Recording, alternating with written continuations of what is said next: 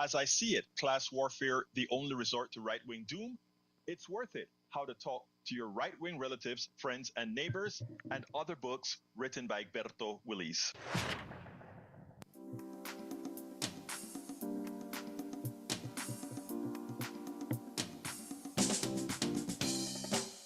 Welcome to Politics Done Right. My name is Egberto Willis, your host. Good morning, Houston. Good morning, Harris County. Good morning to the great state of Texas. Good morning to the United States of America.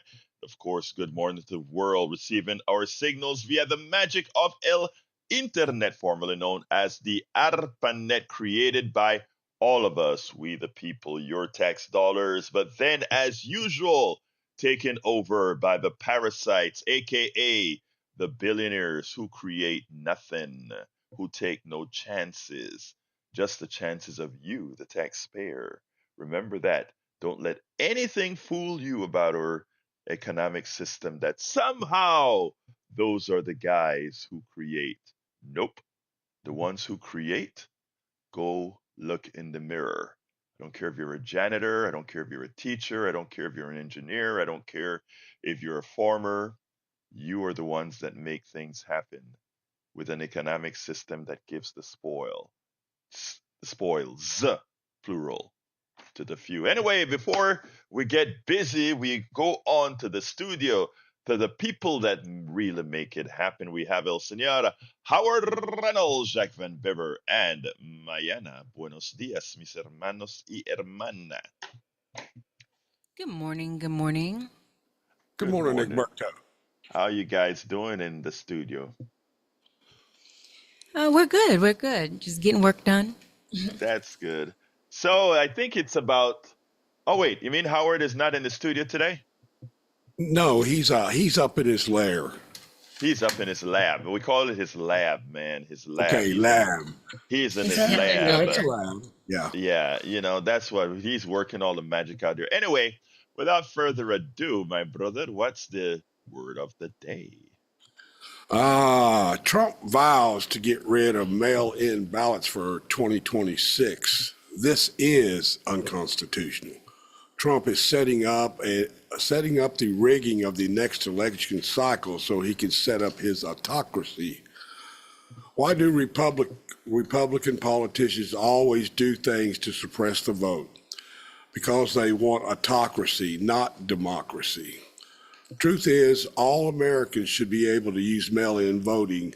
Low voter turnout favors the Republican Party, which is why they work to suppress the vote in the first place. Democracy depends on a well-informed public to get out and vote. Voter apathy hurts democracy. If the entire way we vote was switched to mail-in voting, the will of the citizens would prevail because more people would not have to get out to vote. They could do it in their own homes. Yes, they could, and the idea, a lot of people don't connect the dots yet, but let me do a little dot connection. That is great. I'm glad you started there. I'm glad you started there. A lot of people were asking, or a lot of people have asked, do you really think this guy wants a third term? Do you think this guy really wants to really eliminate elections and so forth? And look, there are times that I said, not really. It's just a fad. But the more and more I see things, the more and more I can see the connections to how he thinks if he's able to accomplish it, how he's able to accomplish it, and you connect the dots. Let's get, I let me first tell you guys. Yesterday, it actually, I think I was able to build a bigger picture. I gave a talk to Democrats abroad last night. We had a Zoom, and these guys were in a bodega in, I guess they had their Democrats abroad meeting in a restaurant or bodega or something in Mexico. So we zoomed in, and I'm not kidding. I got at least 30 questions or so. And as I was giving some of these questions, answering some of these questions, I was actually starting to build some things in my mind, and I'm like, when I ended the discussion with these guys, I said, man, you guys asked the smartest question, and some of them, the smartest questions, and some of the questions were lead-in questions. In other words, a lead-in question is pretty much where you go ahead and you pretty much know the answer. You want to let the person you're asking the question know that you know the answer, and what you want from that person is corroboration of what you're saying. And if what you're saying is not right, then the corroboration, actually comes as a matter of correction, right? Or amplification.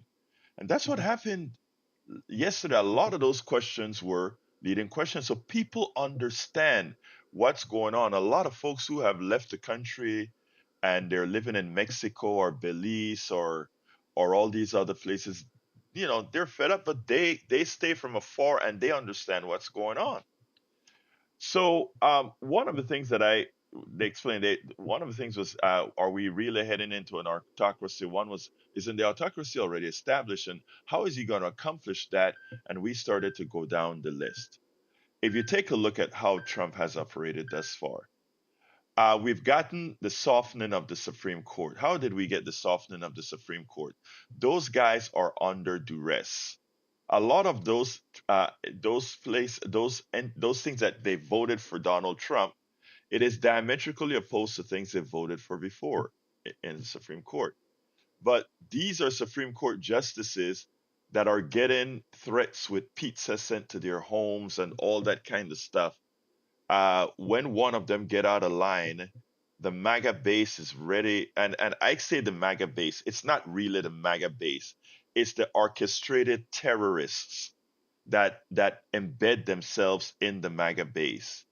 The Proud Boys. That in the case of, if you wanted to look at it like how you had Baby Doc in Haiti, it would be like the Tonto Maku, right? It would be the special forces that beat up people for the president in Panama. I forgot what we called it. You had el like what I forgot what they called it, but the president have these thugs that work for them that inflict pain on folks. So he terrorizes his party, meaning the Republican Congress, so that he can twist them at his will, and the Supreme Court. Okay, so he's got that part. But elections can still happen, right? And you can't easily hide elections, and then they boot you out.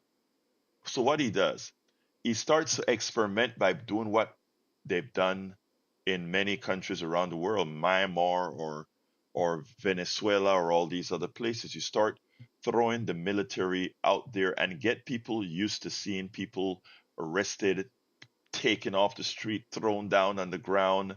And America has been used to seeing police do that to people of color for a very long time. But those were the others, right? America could look at that as the other. But now, but now, you see these, what I call the terroristic thugs of the ICE people. You see them dragging people down, throwing them to the ground, and it doesn't matter what you look like these days. You just have to be labeled liberal, progressive. You just have to be labeled. You just have to look kind of foreign. You just have to speak kind of foreign, and they throw you down. You're disappeared. You may be disappeared for 3 days.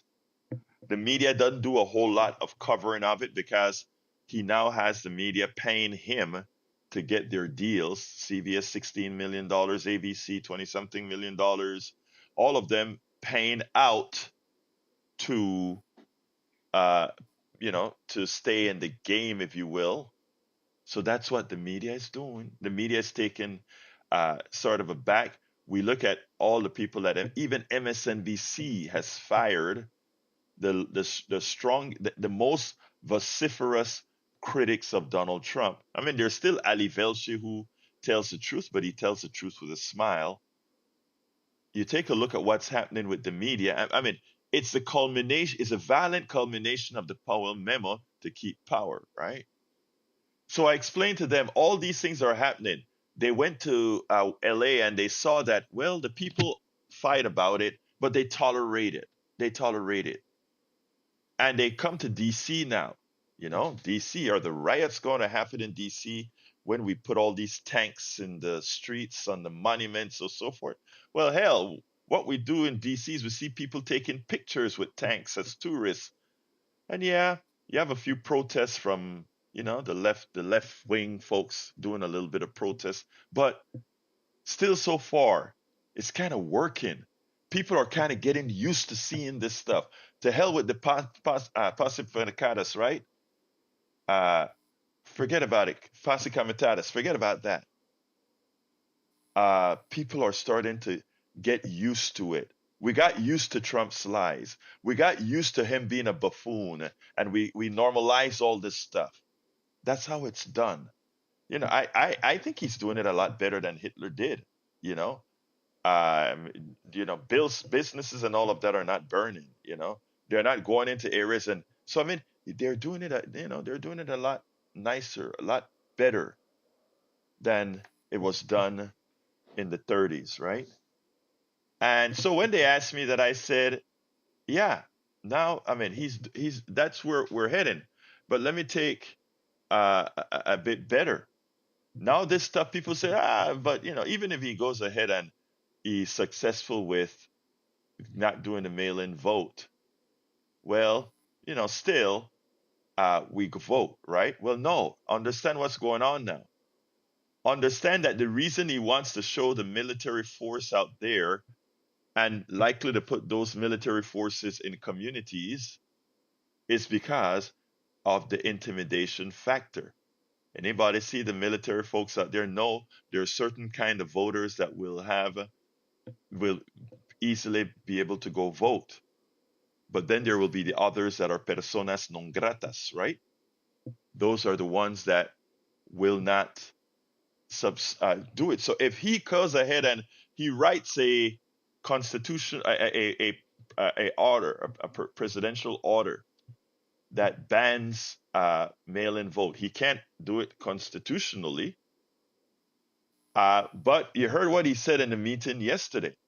He said, but he has the best minds on it. In other words, they're trying to write this in a manner to give the Supreme Court, which he also controls, cover to say, okay, we can in fact ban mail-in votes. Of course, there are 37 other countries in the world that are using mail-in votes successfully.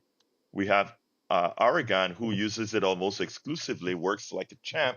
Nobody complains about cheating because there are many safeguards, and people you can get more voter participation. But that's what he doesn't want, as Jack was speaking about earlier. They want low voter turnout with the right kind of low voters, right? That is what he's looking for. So you get rid of mail-in voting. You have to have voting in person. You have to have a paper trail. And why does he want a paper trail? You can say, well, if he's going to steal an election, why would he want a paper trail? Because he don't intend to steal the election that way. Not this is logical, man. It's about Texas redistricting. Remember, the people don't elect the president. The Electoral College does. And what is the Electoral College? The sum total of your senator, the amount of senators you have, the amount of Congress people you have, that is what makes up the Electoral College. Okay? And so he gets 5 more votes in Texas. He picks up a couple in Missouri, picks up a couple in Florida. He hopes the people in California are dumb enough not to accept that if Texas changes, they gerrymander as well, New York gerrymander as well, Chicago gerrymander as well. And he no longer needs most of the people to vote for him. And he uses scare tactics with the military all around the cities. And what are cities again? Cities are where Democrats reside most of the times in larger numbers than rural areas. So you militarize the cities, which is, notice he already said, and it's not just militarizing cities, it's militarizing the correct cities. That's why he said Philadelphia, Los Angeles, Chicago, New York, those are the places he wants to militarize, right?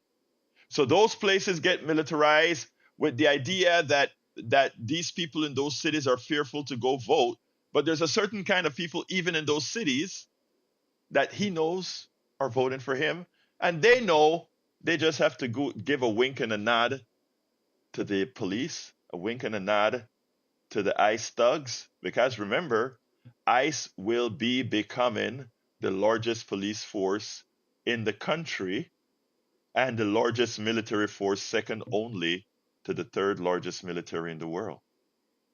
Look, you have to connect the dots and how this is actually being done. And then the other thing, he has three backstops. The other backstop is if all else goes loose, what he does is he says, well, right now we're having an insurrection. Right now we're at war, whether it's civil or otherwise. Zelensky yesterday gave him the excuse not to have elections at all. And that is where I play. I'm coming to you, Tag, after the video, a short video of the day. Let me go ahead and play that. Then we'll start taking calls. Donald Trump said something in his meeting with Zelensky today that everybody better pay attention to. As we see Donald Trump militarize Los Angeles, as we see Donald Trump militarize DC, as we see Donald Trump try testing ICE, beating up on people and trying to create disruption in the country, I want you to listen to this. This is one of his plans. He doesn't have anything concrete yet, but he's trying to figure out a way. How do I stay in power? Check this out, and then we'll take it on the other side. Let me get a piece. Are you open to holding an election in your country? Yes, of course. We are open for election, yes. We have to do safety circumstances, and a little bit we need to work in the parliament, because during the war you can't have elections, but we can do security. We need, we need a truth, yes, everywhere, in the battlefield, in the sky, and the sea, to make possible for people to do democratic, open, legal elections. So you say during the war you can't have elections. So let me just say 3.5 years from now. So you mean if we happen to be in a war with somebody, no more elections? We happen to be in a war with somebody, no more elections. You might think this is funny. In fact, Zelensky laughed. His media, Donald Trump's media, tried to change the subject quickly because they understood that a lot of people are not going to take this as a joke, because they know how this Führer's mind works. They know how this incompetent mind works. They know that he cares nothing or he has no shame. He has no possibility of knowing right from wrong. So they know. When he heard Zelensky says, well, I am staying, the reason we don't have elections right now is that we are at war. And unless we have a truce, unless we have a ceasefire, you can't expect the people to go out and vote. And that's why we don't have elections now. And right then, Donald Trump's ears went up. Oh, so if you're at war, and whether it's war from external in your country or civil war, or in other words, insurrections that I call insurrections, he calls everything an emergency now. I declare an emergency. And guess what? No elections. Folks, if you don't think this thug is thinking about that, rest assured that this was just an opportunity for him to put yet another test case into your psyche.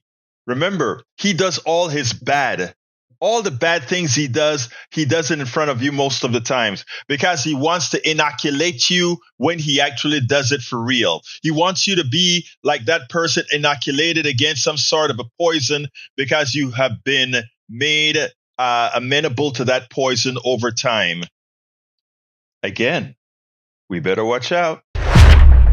We better watch out. Look, it's funny because when I was speaking to the Democrats abroad, one of the women, sort of in despair, asked the question, what gives you hope? Do you have hope? And I said, of course I have hope. Why do I have hope?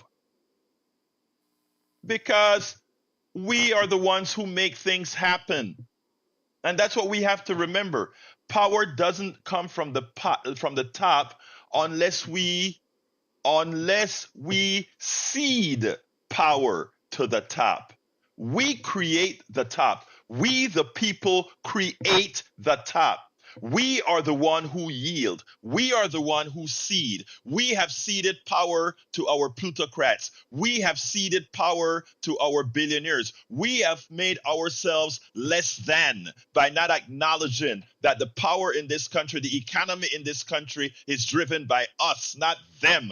They can create nothing. They have invented nothing. They don't have the intellect for nothing. And when you look in the mirror, and I'm speaking to everybody that's listening to me right now, when you look in the mirror, you are seeing a cog in our economy that makes it function. Not those guys that are telling you a recession is coming if you don't do this. Not those guys that tell you you have to work an extra hour. Not those guys that are in control of AI right now when you are the creator of AI. But you have to. I wrote a paper a decade ago, said you have to acknowledge your worth. And the one thing that we have yet to acknowledge in this confounded country is our real worth.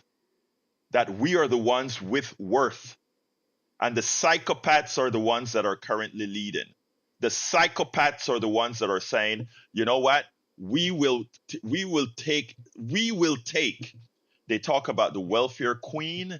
They talk about that the people that are not doing anything. There are very few welfare queens and kings. Very few comparatively. The biggest welfare kings and queens in this country have a B behind their names or a multi-M behind their names, aka billionaires and multimillionaires, because they have figured out a way how to use this system to make money on all your backs. But you see, you have learned that somehow they are worthy of what they have. And this isn't wealth envy. This is reality. Come on in, Tag. Hello, Egberto. How you doing? I am doing fine, my brother. Talk to me. Well, it's becoming obvious that Trump is trying desperately to get rid of mail-in voting. It's been something the Republicans have been against for quite a while. But who is actually pushing Trump to do that? Oh, Peter Thiel. Remember that name, folks. Peter Thiel. Actually, Putin's pushing Trump to get rid of mail-in voting. Yeah, I heard. Yeah, Putin is giving him the tools or teaching him about the tools. You're right. Right, but Putin's come out publicly and said that America should not have mail-in voting, and so this is the irony behind it. I've been led to believe, I've heard that in Russia they actually have mail-in voting and internet voting. So why is it that people are buying into this idea that we shouldn't have mail-in voting when they have so much more in Russia? And so when go ahead. No, you go ahead, Tag. No, when people are saying, "Oh yeah, I agree with Trump. We should get rid of mail-in voting." Where's that message really coming from? It's coming from Putin, and people are buying it. That is terrible. That's just a terrible thing. So that was one thing I wanted to say, and then the other one, you're going to love this real quickly, and then I'm going to go. You know how I am. The Trump 2028 hats are out. You can go online right now and buy a Trump 2028 hat, and I think that every Democrat, every liberal, every progressive should go out and buy a Trump 2028 hat and wear it all the time to get this conversation going. Are you really going to stand here and say that you want Trump for another 4 years after 2028? Because this is the message we have to get out to people. I love that. I love that. I love that. You know something? There was another. I'm glad you actually said that, right? There's another thing that I was telling the Democrats abroad last night, and that is, and I've told you guys this before, and that is, Democrats need to be, instead of concentrating themselves in all our cities, which we must remain, is Democrats must also be out there in the rural areas. And I don't care if people are shouting at you or whatever. All these people, most of them, whether they like it or not, will listen to what you have to say. And for the ones that have a bit of a critical mind, a thinking mind, they will start to connect the dots themselves. Because the people that suffer the most under Republican leadership are, in fact, people in rural areas. I mean, something that Celinda Lake told me. That's a pollster that I interviewed at Netroots. I just learned this. I don't know why. When I did my book on the seeds and what Monsanto did and all these things, I thought I would have found that. But do you know a farmer who buys a tractor from, I can't remember the particular company? Let's say he buys a tractor and that tractor John loses a Deere. screw. Yeah, John Deere, lose a screw or something.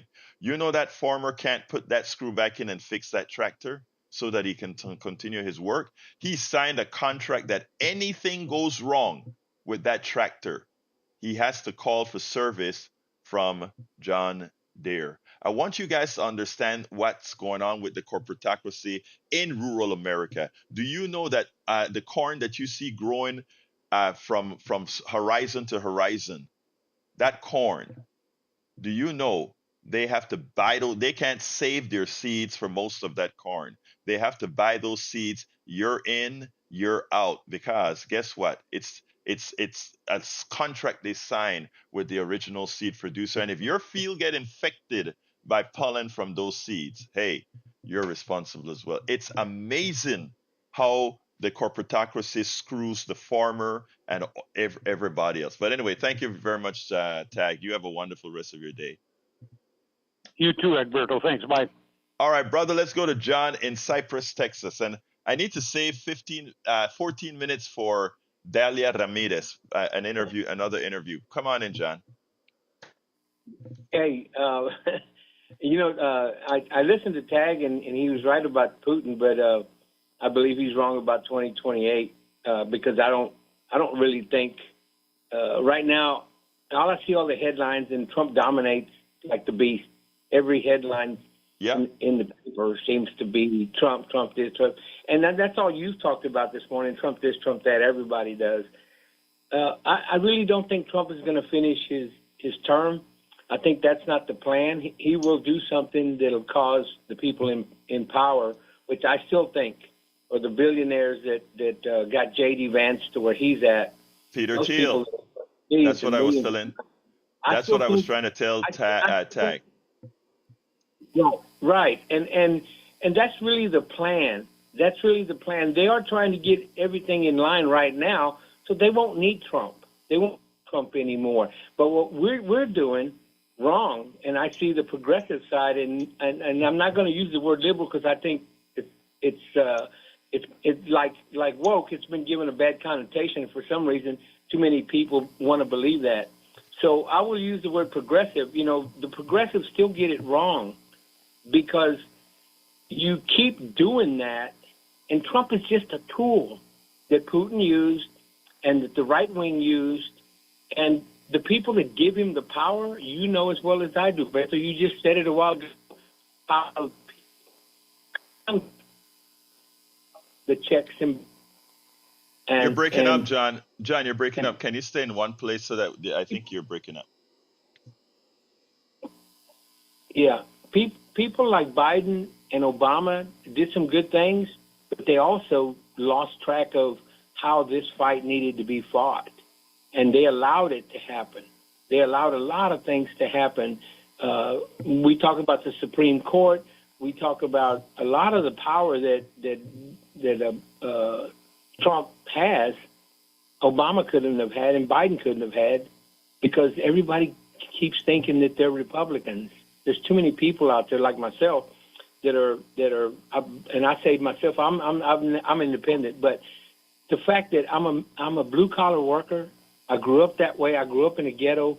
I graduated to the barrio and I got into college because of affirmative action, because of unions. I got a good job. That doesn't exist anymore. Your And story, that doesn't happen.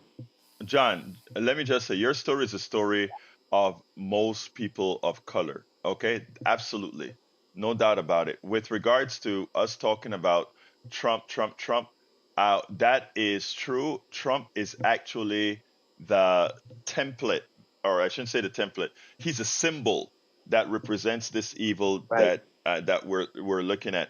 Again, I don't know if you read my newsletters or not, but I write exactly about that Trump is nothing more than the face of what's behind. The billionaires look good because, again, Trump is the face of that which is doing the evil in their name. So I've written quite a few articles on that one as well. Very important point that you're You had making there. you had Weingarten. You had Weingarten on yesterday, and she's brilliant. But I agree with one of the callers that said she's not strong enough. She needs to be more aggressive. What she's saying is right, but she needs to be more aggressive, and that's what the Democrats are learning to do. Let me And man, back up. Let me take the position that on that side. Let me take the position of the women inside of our chat, because I think they're right. This woman comes out strong against the plutocracy, against well, not a plutocracy in her case. She is a president of the AFT, the workers representing the teachers, right. and I thought she came out very strong. I think before we dare talk about this woman, I think we better talk about all the guys that have their tail between their legs and that are cowering. We have a tendency to be, and again, to Beth and all the others that's made sure to tell myself and Johnny this. Look, anytime the women go out there and fight hard, the first thing they want to say are the women are out there angry. And when they don't fight as hard as we want them to fight, we say, oh, they're not fighting hard enough. I am not going to go for that trope. What I'm going to say is the woman came out swinging. She needed our help to swing harder. The men, most of the men are really, to put it bluntly, cowering. We look at all the news station controlled by men. We look at all the Supreme Court and the leadership controlled by men. We look at Congress, including Democrats in Congress, mostly controlled by men, and not and we don't hit them as hard as Weingarten just comes out and she goes hard, and my brother Johnny and you say, yeah, she needs to hit harder. Well, we need to make sure and give the folks the spine to hit harder. So that's where I'm at with that, brother John. But I want to, when after I got off the show yesterday, Marge and Beth and Margaret and all those that immediately said what they said, I had to rethink and say, you know what? I better, we better be right. But thank you, my brother John. We'll talk another day. My phones are loaded. Okay. All right, let's go to Ilan Ilan. Good morning, Roberto. I have a question for you, your commentary. First of all, I remind listeners, if they're calling in, there's a 20-second delay. Turn your radio down. But what I wanted to ask Roberto is the news that, we have media that's getting splintered into various silos and so forth, more complicated all the time. But MSNBC is going to change its name and drop the peacock logo, and Comcast is split off from it. So, what is your make on that politically? As the 47th imposter is celebrating that MSNBC and it's now MS Now. Yeah, it will be called MS Now going forward. And let me tell you, it's funny. that I that's a similar question that one of the folks in the Democrats abroad asked, right? And I told them we are just the truth of the matter is when MSNBC laid off the most effective critics of Donald Trump, the ones that if you listen to, I'm going to go around a bit, but bear with me a second. If you listen to how Ali Velshi deals with, and I've interviewed Ali Velshi a few times, if you see how Ali Velshi deals with Donald Trump, he does it in a very interesting way. He doesn't do it in a way that it's caustically deserved. And let me just put this in the context of our Substack audience and Johnny and John's statement about Weingarten. The toughest attackers, if you will, of Donald Trump on MSNBC was Joy Reid, another woman, I can't remember her name. She's an Asian lady, and I don't remember the other woman. And all three of them, when this takeover started at MSNBC, were immediately canned. Women that spoke up hard against Donald Trump, that are mothers and did not beat any punches. They were let go. So my direct answer to you, Ilan, is the following. Those of us in the know are going to have to find the appropriate. Katie Fang, thank you, Uju M. Katie Fang is the other person that got canned. Those in the know, folks that listen to Politics Done Right on other similar type programs, you are going to have to pretty much lead the way in finding these silos that are making sense and sharing these silos. Geometric progression, or I shouldn't call it geometric progression, but I should call it exponential growth, can easily occur with small, sensible media. Tiffany Cross, thank you, Adam. With small, sensible media out there, you can promote the small, sensible media. If you promote a Politics Done Right, if you promote all these programs that are real, not just with a small audience, but you promote them with your friends, your family, etc. That grows exponentially, but you got to do it. And because we are the ones that are going to call out when the mainstream media goes haywire, we are the ones that are fearless in calling out the president and others. Why? Because we owe nothing to nobody but you. And that's the reality, Ilan. The reality is the responsibility is going to be on those of us in the know. And then those of us in the know have got to share with those in the not so know. Democracy requires responsibility. And that's what we're going to have to do. And this isn't just saying, what I just said is self-serving as well, right? But hell, I'm out there and we're out there doing the job of trying to say, let's enlighten ourselves. Let's go to Brother Patrick.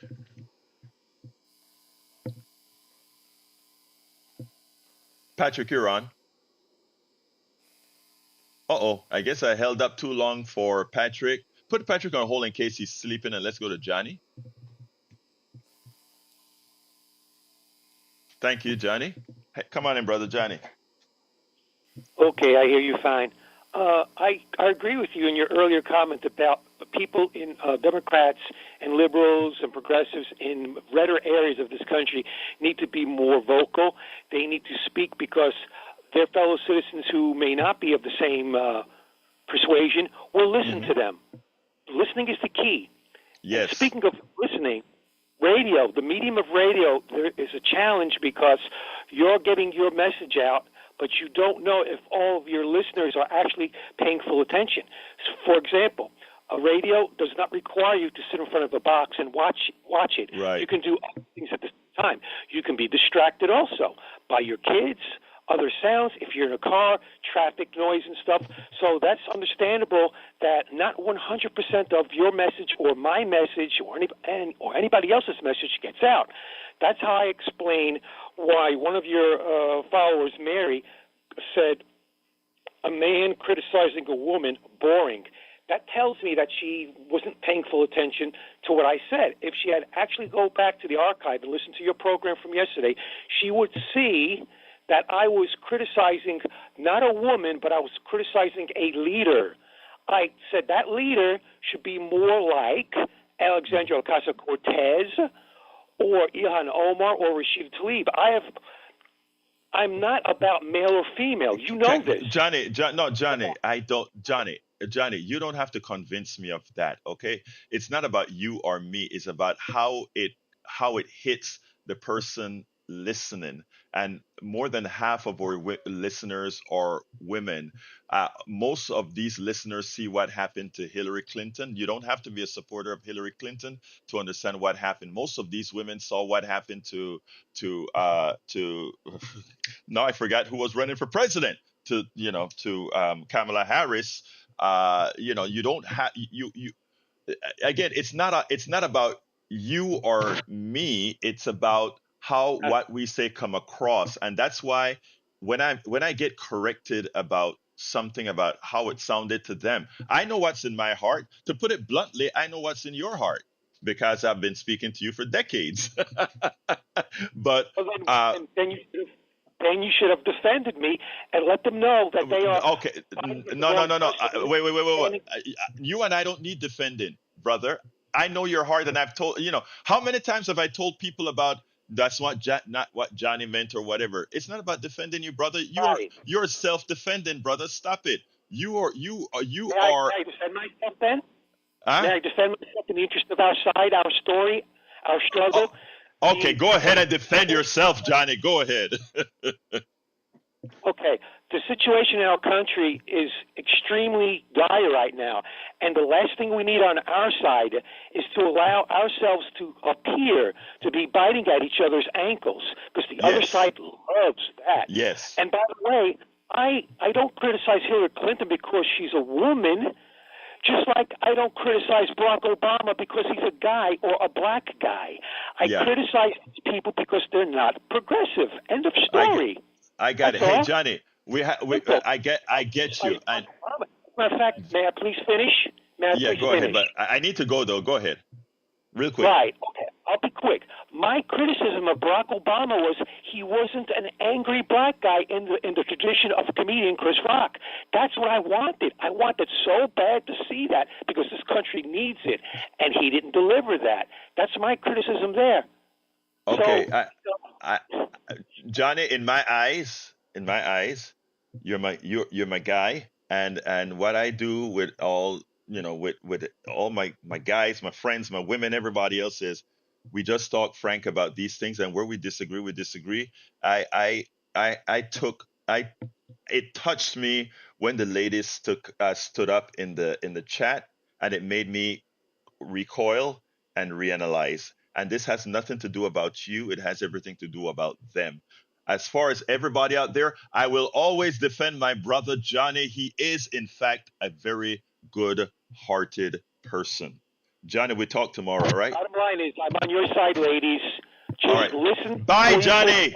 Johnny, goodbye. Thank you. All right, let's go to and yes, by the way, Johnny loves you, ladies. Patrick, come on in. Hey, good morning.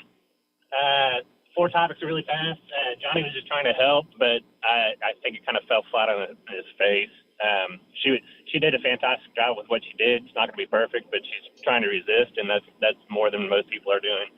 Now, we mentioned Peter Thiel. Peter Thiel, Palantir, going to have the largest surveillance system on the planet watching us. We will have no privacy, and we will be profiled electronically by AI, which will be imperfect, and it will be predicting our actions, behavior. And then when he was asked I'm not going to get this completely right because it was a few months ago, but when he was asked if human beings were redeemable or if they should be saved, He squirmed in his chair and never answered. This guy doesn't like people. Moving on, we mentioned farmers. NAFTA, I believe, intentionally bankrupted farmers in Mexico so that when they went bankrupt, corporations can move in. I see that happening here, and there's absolutely no reason to believe that Trump wouldn't be doing that to his own people right now. That's why all the farm bills went away. That's why none of these guys can make their rent, and they can't harvest any food. They're intentionally being bankrupted so that they will lose their land. Next. Now, go ahead. Next. Go ahead. No, go ahead. Go ahead. No, I mean, I agree with you wholeheartedly. Not to plug my book or anything because I can't do that, but I went through that whole scenario in As I See It, that class warfare book. And the reason why I spoke about that is these, you wonder how the hell does a farmer vote for people who pass those policies? And then you have to look at yourself and say, well, because we, the progressive folk, aren't in those towns really talking to these people and letting them know exactly what goes on. I was out there in Fredericksburg a few weeks ago, and this guy says, we went to buy some honey and some peaches, fresh peaches. And the guy said, you guys are from Houston? We said, yeah, you know where Houston is? Oh, yeah, we hear all about you all. And then I started talking to him, are these nice people? And he said, yeah, yeah, yeah. I said, don't believe everything you hear on the news or what the people tell you, okay? And then this was a 16-year-old kid. And then he's like, okay, okay. But we went there and talked to them, right? We were talking to these people like human beings, not just going in like a bunch of tourists and say, give me the peach and give me that. We were having conversations. Hey, how do you do this? How do you do that? And everybody in our group of four were doing that. And they kind of like, man, these are human beings, man. But anyway, continue, Patrick, before I got to go to Jimmy. Yeah, we ran out of third world countries to take advantage of, so we're taking advantage of the middle class here now. That's a genius statement you just made there. That is a genius. When I talk about I told the Democrats last night, they have nobody else to eat, so it's now you, brothers and sisters. Go ahead, bro. Promises made, promises kept by Trump. America first, right? Everything's America first. Yeah. So why did he lift the ban on the most advanced NVIDIA AI chip to China? The only two things that we're investing in the United States, and they're both really bad investments, is AI and cryptocurrency. And he just gave away the most advanced chip that we have to China. This guy is doing whatever he can to monetarily increase his wealth, and it has nothing to do with anything except for selfishness. He's not doing anything he said. We just AI to China. Thank you, brother. Hey, Uju says you're spitting bars, which means you're kicking butt, brother. Thank you very much for that. Hey guys, I am reading your chats. Great commentary. You guys are geniuses. Let's go to Jimmy. Come on in, Jimmy. Yesterday, the New York Times had an editorial titled, "Tell Russia to go home. Tell Russia to go home. Putin could end this war today if he would just tell his troops to come home." It was good seeing all those members of NATO yesterday in the White House from France and England and other countries there to support Ukraine and Zelensky. That shows that we have a lot of countries on Zelensky's side. And Russia, of course, is a dictatorship, and Ukraine is a democracy, so we cannot allow dictatorships to take over democracies. Let's get this war over with.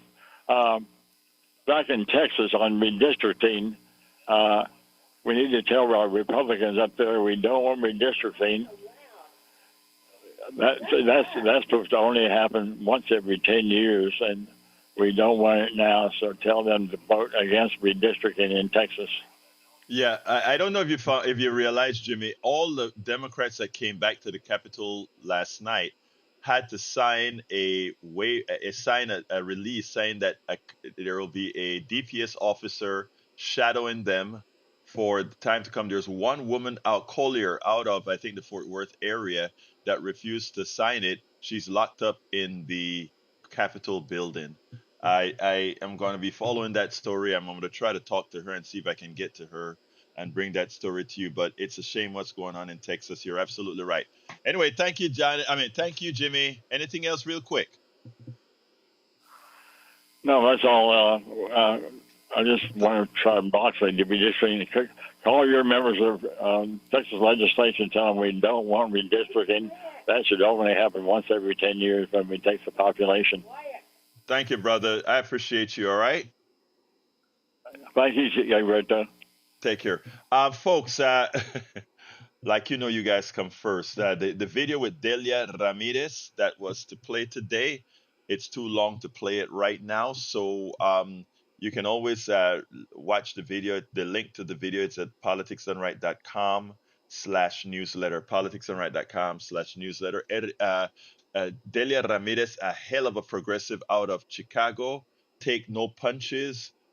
She is in the order of a AOC or a Sonny Lee or one of those, or Maxwell Frost and those folks. Anyway, but I wanted to call out our friends that are in the chat. Eric Hayes from Kingwood, Atascocita, Paul Fleming from Atlanta, Georgia. We also have Billy Irwin from Summerwood, Texas. We also have in the chat, para ver. I'm scrolling up. Reyes Nunez says, Buenos dias, Buini Binafi. I guess that's what it is. Melinda A. John, welcome aboard. Harry Denson from Missouri City, Texas. Lisa Blair from Atlanta, Georgia. If I missed your name in the first chat, forgive me. Additionally, we've got Beth Andrews, John A. in Substack, Cheryl Elkins, Margaret Ryan. We have para ver quién más está aquí, Margaret Ryan. A rule of law rules. I love that one. Uju is there. Uju is typing her heart out. Love those commentaries, Uju. Uju said, I agree with Johnny Barack. Till this day, I know he should have gone off. Yep, right. And by the way, Beth, or is it Beth? Anyway, Marge KJ, welcome aboard. If I miss you, forgive me. John A, Cheryl Elkins. Man, there are a bunch in there, but you guys get it. I see all of your names in there, folks. CJ Vega, I see all of you. Kat, all of you. But it's happening now. Anna Berry, thank you for being here. I call you out because, again, I want to thank you guys for spending the time to listen, time to call in. The one other thing that I want to ask you all to do, Think just joined us as well, or Think is in that chat as well.